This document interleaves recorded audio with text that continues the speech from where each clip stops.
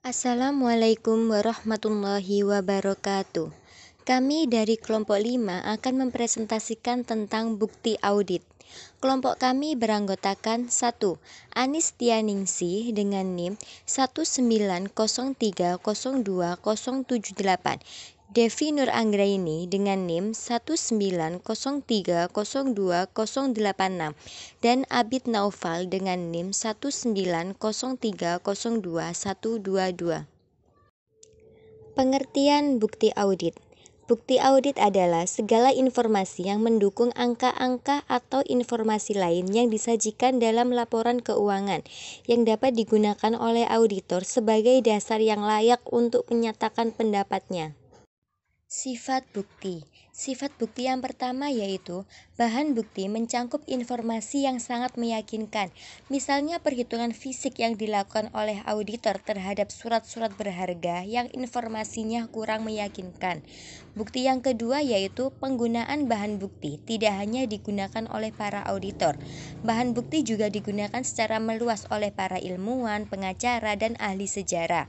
Sifat bukti yang ketiga yaitu meskipun para profesional menggunakan jenis-jenis bahan bukti yang berbeda dan menggunakan bahan bukti dalam kondisi yang berbeda dengan cara yang berbeda, para pengacara, ilmuwan, dan auditor akan menggunakan bahan bukti untuk membantunya menarik kesimpulannya. Keputusan bukti audit. Keputusan buku audit dapat ditentukan melalui 1. Prosedur audit. Prosedur audit merupakan instruksi-instruksi terperinci yang menjelaskan bajan bukti audit yang harus diperoleh selama melaksanakan pengauditan. Merupakan hal yang umum untuk menyebutkan prosedur tersebut secara terperinci dan jelas sehingga auditor dapat mengikuti instruksi yang diharuskan selama melakukan pengauditan. 2. Ukuran sampel.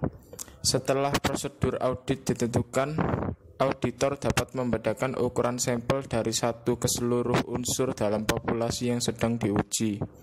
Auditor dapat memilih ukuran sampel sebanyak 50 buah sebagai perbandingan dengan jurnal pengeluaran kas. Keputusan mengenai berapa banyak unsur yang harus diuji harus dibuat oleh auditor untuk setiap prosedur audit. Ukuran sampel untuk prosedur tertentu dapat berbeda-beda dari pengauditan yang satu dengan yang lainnya. 3. Pos-pos yang dipilih. Setelah menentukan ukuran sampel untuk suatu prosedur audit, auditor harus menentukan unsur yang mana dalam populasi yang akan diuji. Beberapa metode berbeda dapat digunakan untuk memilih cek-cek khusus yang akan diujikan. 4. Penetapan waktu. Sebagai penentuan waktu dipengaruhi oleh kapan klien membutuhkan audit untuk diselesaikan. Dalam pengauditan atas laporan keuangan, klien biasanya menginginkan pengauditan diselesaikan dalam 1-3 bulan setelah penutupan periode pembukuan.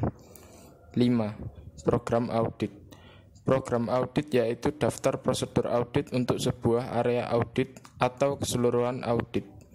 Program audit selalu memuat sebuah daftar prosedur audit dan biasanya mencakup ukuran sampel, unsur-unsur yang akan dipilih, dan waktu untuk melaksanakan pengujian tersebut. Jenis-jenis audit. Setiap prosedur audit selalu membutuhkan satu atau lebih jenis berikut. Yang pertama, pemeriksaan fisik. Kedua, konfirmasi. Ketiga, dokumentasi. Keempat, prosedur analitis. Kelima, tanya jawab dengan klien. Keenam, perhitungan ulang. Ketujuh, pengerjaan ulang. Dan yang terakhir, pengamatan. Dokumentasi audit. Standar audit menyatakan bahwa dokumentasi audit merupakan catatan utama atas prosedur audit yang diterapkan, bukti yang didapatkan, dan kesimpulan yang dicapai oleh auditor dalam suatu kontrak kerja. Dokumentasi audit harus memasukkan semua informasi yang dianggap penting oleh auditor untuk melakukan audit dan untuk mendukung laporan audit yang diberikan. dokumentasi audit dapat mengacu pada kertas kerja meskipun dokumentasi audit yang disimpan dalam dokumen elektronik yang terkomputerisasi kini makin meningkat. Tujuan dokumentasi audit. Tujuan akhir dokumentasi audit adalah untuk membantu auditor dalam memberikan opini yang beralasan bahwa pengauditan telah dilakukan dengan memadai sesuai dengan standar audit. Yang terkait dengan audit periode berjalan memberikan hal-hal berikut. 1. Sebuah dasar perencanaan audit. 2.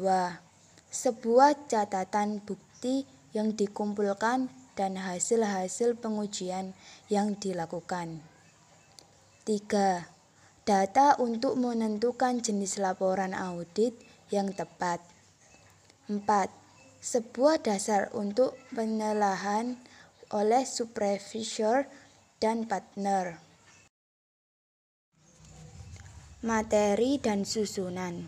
Setiap KAP memiliki pendekatan tersendiri dalam menyiapkan dan menyusun arsip-arsip audit.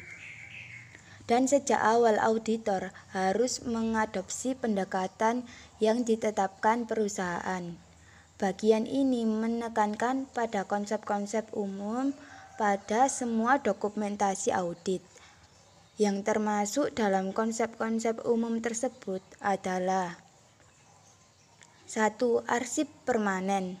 Arsip permanen berisi data historis atau data yang sifatnya terus-menerus terkait dengan pengauditan periode berjalan.